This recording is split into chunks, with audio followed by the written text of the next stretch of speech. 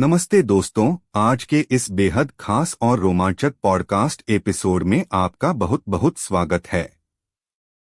आज हम जिस विषय पर बात करने जा रहे हैं वह सिर्फ एक किताब का सारांश नहीं है, बल्कि एक ऐसे इंसान के दिमाग को पढ़ने का शानदार मौका है जिसने रियल एस्टेट और बिजनेस की दुनिया में तहलका मचा दिया था। जी हाँ, आज हम बात कर रहे हैं डोनाल्ड जे ट्रंप और टोनी श्वार्ट्ज द्वारा लिखी गई दुनिया की सबसे मशहूर बिजनेस किताबों में से एक, the art of the deal यानी सौदेबाजी की कला के बारे में। ट्रंप का नाम सुनते ही हमारे दिमाग में बड़ी बड़ी इमारतें, कसीनो, गोल्फ कोर्स और उनका वो बेबाक अंदाज याद आता है। लेकिन इस किताब में हम उस ट्रंप से मिलेंगे जो एक चतुर व्यवसायी है, जो हर सौदे को एक खेल की तरह खेलता है और जीतने के लिए अपनी पूरी जान लगा देता है। ट्रंप कहते हैं कि मैं बिजनेस सिर्फ पैसे के लिए नहीं करता। मेरे पास पहले से ही मेरी जरूरतों से कहीं ज्यादा पैसा है। मैं बिजनेस इसलिए करता हूं क्योंकि मुझे इसमें मजा आता है। मेरे लिए बिजनेस एक कला है, एक आर्ट फॉर्म है। जैसे कुछ लोग कैनवास पर खूबसूरत पेंटिंग बनाते हैं या कुछ लोग दिल को छू लेने वाली कविताएं लिखते हैं, वैसे ही मेरे लिए एक शानदार डील करना, एक बहुत बड़ा सौदा क्रैक करना ही मेरी कला है। दोस्तों, अगर आप ट्रंप के एक आम हफ्ते की दिनचर्या को देखेंगे तो आप हैरान रह जाएंगे। उनका कोई फिक्स रूटीन नहीं होता। वो सुबह बहुत जल्दी उठते हैं, अखबार पढ़ते हैं और फिर अपने ऑफिस पहुंचकर लगातार फोन कॉल्स करते हैं। एक दिन में वो 100 से ज्यादा फोन कॉल्स अटेंड करते हैं। वो ब्रीफकेस लेकर नहीं चलते और न ही लंबी लंबी बोरिंग मीटिंग्स में बैठना पसंद करते हैं। उनका ऑफिस हमेशा खुला रहता है। वो खुद कंस्ट्रक्शन साइट पर जाकर काम का जायजा लेना पसंद करते हैं। उनके इसी आक्रामक और फुर्तीले काम करने के तरीके ने उन्हें सफल बनाया है। किताब का सबसे अहम हिस्सा है ट्रंप के काम करने के 11 बुनियादी उसूल, जिन्हें हम ट्रंप के तुरुप के पत्ते भी कह सकते हैं। आइए इन पर एक एक करके बात करते हैं। पहला उसूल है हमेशा बड़ा सोचो। ट्रंप का मानना है कि अगर आपको सोचना ही है तो क्यों न बहुत बड़ा सोचा जाए। ज्यादातर लोग छोटी सोच रखते हैं क्योंकि वो सफलता से डरते हैं, फैसले लेने से डरते हैं, और इसी बात का फायदा ट्रंप जैसे लोग उठाते हैं। दूसरा उसूल जो बहुत ही दिलचस्प है वह है हमेशा अपने बुरे से बुरे हालात के लिए तैयार रहो। ट्रंप कहते हैं कि लोग सोचते हैं कि मैं हमेशा सकारात्मक सोचता हूं, लेकिन सच्चाई इसके उलट है। मैं हमेशा किसी भी डील में सबसे बुरे नतीजों के बारे में पहले सोचता हूं। अगर आप उस बुरे नतीजे को बर्दाश्त कर सकते हैं तो अच्छे नतीजे अपने आप आपके पास आ जाएंगे। तीसरा उसूल है अपने विकल्पों को हमेशा खुला रखना। वो कभी भी किसी एक ही प्लान पर पूरी तरह निर्भर नहीं रहते। अगर प्लान ए काम नहीं करता तो उनके पास हमेशा प्लान बी, सी और डी तैयार रहते हैं। चौथा उसूल है अपने बाजार को खुद समझना। ट्रंप बड़े बड़े सलाहकारों या मार्केट रिसर्च करने वाली कंपनियों को लाखों डॉलर देने में विश्वास नहीं रखते। जब उन्हें कोई जमीन खरीदनी होती है तो वो खुद उस इलाके में जाते हैं, वहां के टैक्सी ड्राइवरों से बात करते हैं, आसपास के लोगों से पूछते हैं और जमीनी हकीकत का पता लगाते हैं। पांचवा उसूल है अपने प्रभाव या अपनी ताकत का सही इस्तेमाल करना, जिसे लेवरेज कहते हैं। एक सफल सौदेबाज वही है जो सामने वाले को यह यकीन दिला दे कि यह डील उसके फायदे के लिए ही है। छठा उसूल है लोकेशन को बेहतर बनाना।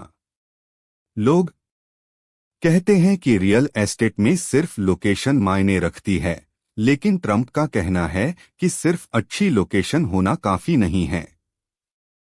आपको उस लोकेशन को अपने विजन और मार्केटिंग से दुनिया की सबसे बेहतरीन लोकेशन में बदलना आना चाहिए। 7वां उसूल है अपनी बात को दुनिया तक पहुंचाना। बेहतरीन प्रोडक्ट का कोई फायदा नहीं अगर लोगों को उसके बारे में पता ही न हो। ट्रंप मीडिया का बहुत चतुराई से इस्तेमाल करते हैं। वो जानते हैं कि मीडिया को मसालेदार और विवादित खबरें पसंद हैं, इसलिए वो जानबूझकर ऐसे बयान देते हैं जिससे वो हमेशा सुर्खियों में रहें। 8वां उसूल है पलटवार करना। ट्रंप कहते हैं कि अगर कोई आपके साथ बुरा बर्ताव करता है या आपको धोखा देता है तो उसे कभी मत छोड़ो, उस पर पूरी ताकत से पलटवार करो। 9वां उसूल है अपना वादा निभाना। आप लोगों को बातों में उलझाकर एक बार तो डील कर सकते हैं, लेकिन अगर आपने अपना वादा पूरा नहीं किया तो आपका बिजनेस कभी लंबा नहीं टिकेगा। 10वां उसूल है अपने खर्चों को कंट्रोल में रखना। यह बात उन्होंने अपने पिता फ्रेड ट्रंप से सीखी थी, जो एक एक पाई का हिसाब रखते थे। और आखिरी 11वां उसूल है अपने काम में मजा ढूंढना, क्योंकि जिंदगी बहुत छोटी है, इसलिए हर पल का आनंद लेना चाहिए। दोस्तों, ट्रंप के इस विशाल साम्राज्य की नींव असल में उनके पिता फ्रेड ट्रंप ने रखी थी। फ्रेड ट्रंप एक बेहद मेहनती और सख्त इंसान थे।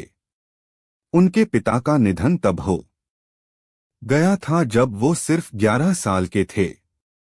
फ्रेड ने कम उम्र में ही काम करना शुरू कर दिया और बाद में ब्रुकलिन और क्वींस के इलाकों में मध्यम वर्ग के लोगों के लिए घर और अपार्टमेंट बनाने लगे। डोनाल्ड ने अपने पिता के साथ काम करके कंस्ट्रक्शन की बारीकियां सीखीं, ठेकेदारों से मोलभाव करना सीखा और खर्चों को कैसे कम रखा जाता है यह भी सीखा। लेकिन डोनाल्ड को जल्दी ही यह एहसास हो गया कि उनके पिता का बिजनेस मॉडल उन्हें एक सीमा से आगे नहीं ले जा सकता। न्यूयॉर्क शहर में रेंट कंट्रोल के सख्त नियमों के कारण मुनाफा बहुत कम था और काम में परेशानियां बहुत ज्यादा थीं। इसलिए डोनाल्ड ने फैसला किया कि वो मैनहट्टन जाएंगे और वहां अपना नाम बनाएंगे, जहां जोखिम तो बड़ा था लेकिन मुनाफा और भी बड़ा था। मैनहट्टन जाने से पहले ट्रंप की पहली बड़ी डील की कहानी बड़ी ही प्रेरणादायक है। यह डील थी ओहायो के सिंसिनाटी में स्थित स्विफ्टन विलेज की। यह 1200 अपार्टमेंट्स का एक बहुत बड़ा प्रोजेक्ट था जिसे सरकार ने जब्त कर लिया था क्योंकि इसके पिछले मालिक कर्ज नहीं चुका पा रहे थे। इसके 800 अपार्टमेंट खाली पड़े थे और जो लोग वहां रहते थे वे बहुत गरीब थे और किराया नहीं देते थे। डोनाल्ड और उनके पिता ने इसे बहुत ही कम कीमत में खरीदा। वहां का माहौल सुधारने के लिए ट्रंप ने एक बेहद सख्त मैनेजर को काम पर रखा जिसका नाम इरविंग था। इरविन ने वहां के बुरे किराएदारों को बाहर निकाला। ट्रंप ने पूरी बिल्डिंग को सफेद खिड़कियों और नए दरवाजों से चमका दिया। कुछ ही समय में सारे अपार्टमेंट किराए पर चढ़ गए और यह प्रोजेक्ट मुनाफे में आ गया। बाद में जब ट्रंप को लगा कि उस इलाके का माहौल फिर से खराब हो रहा है तो उन्होंने बहुत ही चतुराई से उस पूरे प्रोजेक्ट को बेच दिया और भारी मुनाफा कमाया। यह ट्रंप की पहली बड़ी सफलता थी। इसके बाद ट्रंप ने मैनहट्टन का रुख किया। वहां उनकी नजर पेन सेंट्रल रेलरोड कंपनी की कुछ जमीनों और होटलों पर पड़ी। पेन सेंट्रल उस वक्त दिवालिया होने की कगार पर थी। ट्रंप ने उनके एक पुराने और खस्ताहाल होटल कमोडोर होटल को खरीदने का मन बनाया। यह होटल ग्रैंड सेंट्रल स्टेशन के ठीक बगल में था। यह इलाका उस वक्त बहुत खराब हालत में था, लेकिन ट्रंप का विजन साफ था। उन्होंने सोचा कि अगर इस पुराने ईंटों वाले होटल को एक शानदार शीशे वाले आधुनिक होटल में बदल दिया जाए तो यह पूरे इलाके की किस्मत बदल सकता है। लेकिन इसके लिए पैसे की जरूरत थी और कोई भी बैंक उन्हें लोन देने को तैयार नहीं था क्योंकि न्यूयॉर्क शहर खुद दिवालिया होने की स्थिति में था।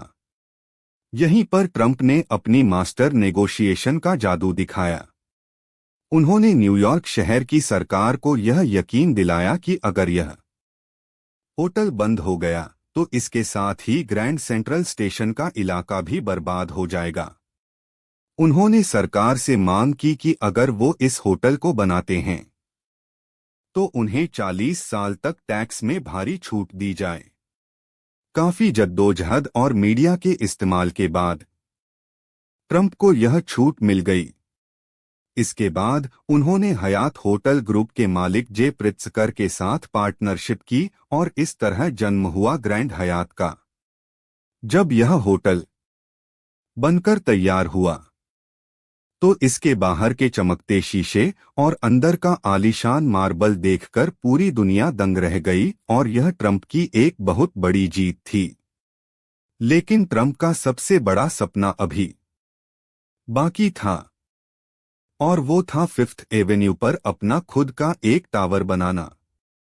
ट्रंप की नज़र बोनविट टेलर नाम के एक पुराने डिजाइन वाले स्टोर पर थी जो एक बहुत ही प्राइम लोकेशन पर था। इस जगह को पाने के लिए ट्रंप ने सालों तक बोनविट के मालिकों को चिट्ठियां लिखीं और उनका पीछा किया। आखिरकार जब बोनविट की मूल कंपनी को पैसों की सख्त जरूरत पड़ी तो उन्होंने ट्रंप को वो जगह बेच दी। लेकिन सिर्फ जमीन मिलना काफी नहीं था। ट्रंप एक बहुत ही विशाल इमारत बनाना चाहते थे। इसके लिए उन्हें पड़ोस में स्थित मशहूर आभूषणों के शोरूम टिफनी की छत के ऊपर के हवाई अधिकारों की जरूरत थी।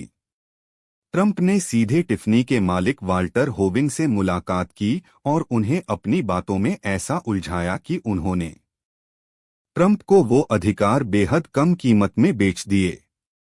इसके बाद ट्रंप ने एक ऐसा डिजाइन तैयार करवाया जो उस वक्त के हिसाब से बेहद अनोखा था। यह एक आरी के दांतों वाले डिजाइन का शीशे का टावर था जिसमें अंदर एक बहुत बड़ा झरना था और बेशकीमती गुलाबी मार्बल लगा हुआ था। कई आलोचकों ने कहा कि यह डिजाइन पास नहीं होगा, लेकिन ट्रंप ने शहर के अधिकारियों को मना ही लिया। जब ट्रंप टावर की बुकिंग शुरू हुई तो ट्रंप ने एक और मनोवैज्ञानिक खेल खेला। उन्होंने अपार्टमेंट्स की कीमतें इतनी ज्यादा रखीं कि आम आदमी उसे खरीदने की सोच भी नहीं सकता था। उन्होंने जानबूझकर यह माहौल बनाया कि यहां घर मिलना बहुत मुश्किल है। इसका नतीजा यह हुआ कि दुनिया भर के अरबपति, हॉलीवुड स्टार्स और विदेशी व्यापारी वहां घर खरीदने के लिए लाइन में लग गए और ट्रंप टावर एक जबरदस्त हिट साबित हुआ। मैनहट्टन फतह करने के बाद ट्रंप ने अटलांटिक सिटी के कसीनो बिजनेस में कदम रखा। वहां भी उनका तरीका एकदम अलग था। उस वक्त हिल्टन कॉरपोरेशन वहां एक बहुत बड़ा कसीनो बना रहा था। उन्होंने करोड़ों डॉलर लगा दिए थे, लेकिन अभी तक उन्हें कसीनो चलाने का लाइसेंस नहीं मिला था। ट्रंप ने तब तक वहां कोई बड़ा निवेश नहीं किया जब तक उन्हें खुद लाइसेंस नहीं मिल गया। जब हिल्टन का कसीनो लगभग तैयार हो गया तो किसी कारणवश सरकार ने उन्हें लाइसेंस देने से मना कर दिया। हिल्टन कंपनी पूरी तरह से फंस गई। उन्हें हर दिन लाखों डॉलर का नुकसान हो रहा था।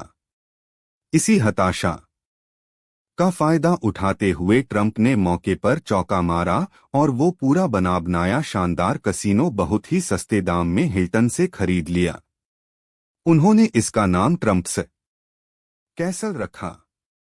ट्रंप ने यह साबित कर दिया कि सही वक्त पर किया गया वार आपको रातों रात बहुत आगे ले जा सकता है।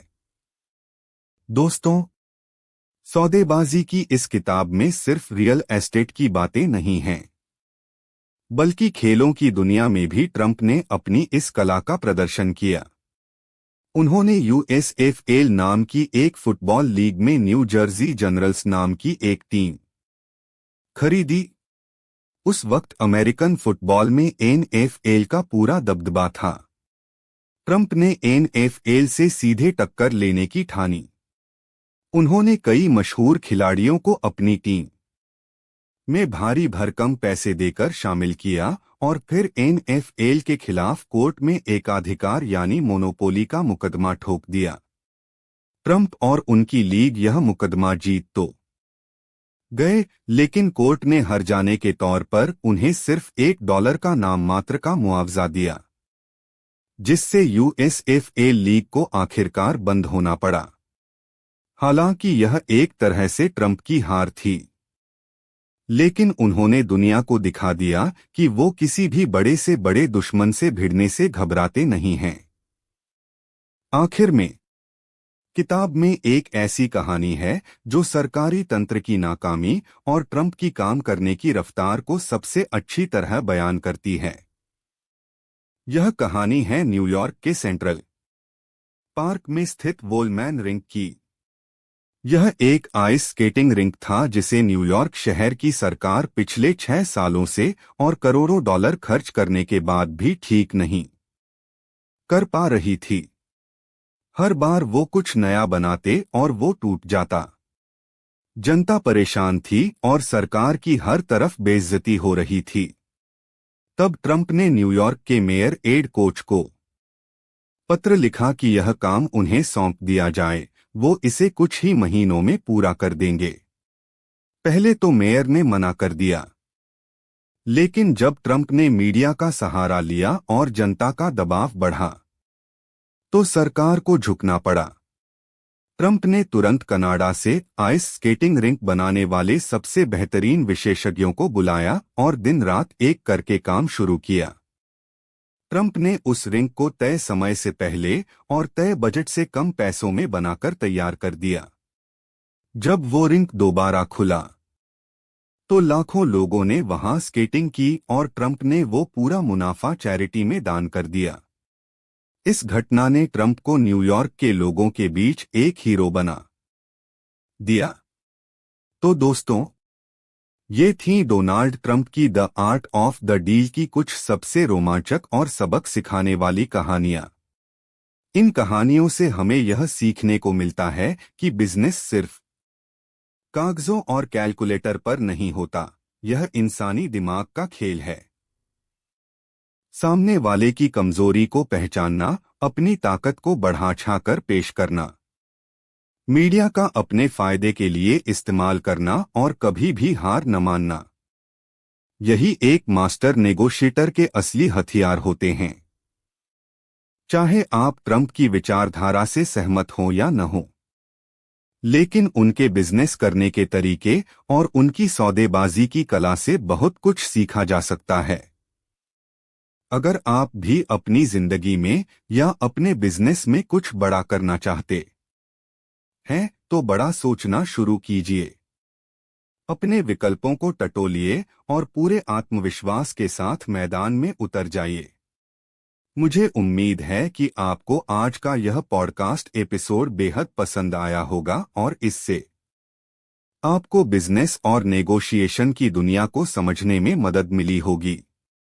अगर आपको यह एपिसोड अच्छा लगा हो तो इसे अपने दोस्तों के साथ जरूर शेयर करें। हम जल्द ही मिलेंगे एक और नई किताब और कुछ नई प्रेरणादायक कहानियों के साथ। तब तक के लिए बड़ा सोचते रहिए और आगे बढ़ते रहिए। धन्यवाद।